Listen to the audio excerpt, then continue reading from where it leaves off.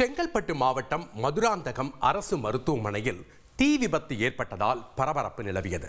சுமார் 2 மணி நேரத்திற்கு மேலாக மின்சாரம் இல்லாமல் நோயாளிகள் பரிதவித்து வருகின்றனர். இது குறித்த கூடுதல் தகவல்களை செய்தியாளர் செந்தில்குமார் வழங்க நாம் கேட்கலாம். வணக்கம் செந்தில்குமார், தீ விபத்து முற்றிலும் அணைக்கப்பட்டு விட்டதா? இப்போ 2 மணி நேரமா மின்சாரம் இல்லாம நோயாளிகள் பரிதவிக்கிறாங்க. அவங்க முன்வைக்கக்கூடிய கோரிக்கைகள் என்ன? அங்க இருக்கக்கூடிய கள விவரங்களை பதிவு பண்ணுங்க.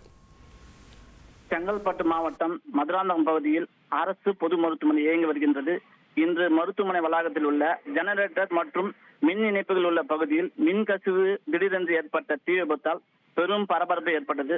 உடனடியாக மதுராந்தகம் தீயணைப்புத் துறையினருக்கு மருத்துவ ஊழியர்கள் தகவல் கொடுத்துள்ளனர்.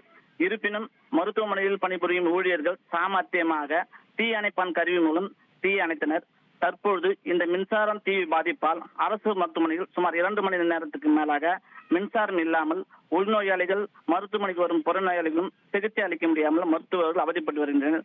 இந்த மருத்துவமனையில் உள்ள ஜெனரேட்டர் சுமார் 3 ஆண்டுகள் மேலாக பழுதாகி சரி செய்யாமல் இருப்பதால் மருத்துவமனைக்கு தற்காலிக மின்சாரம் கூட வழங்க முடியாமல் அவல நிலை உள்ளது. தற்பொழுது மின்சாரத்துறை அதிகாரிகள் இந்த மின்சார பாதிப்பை சரி செய்து வருகின்றனர்.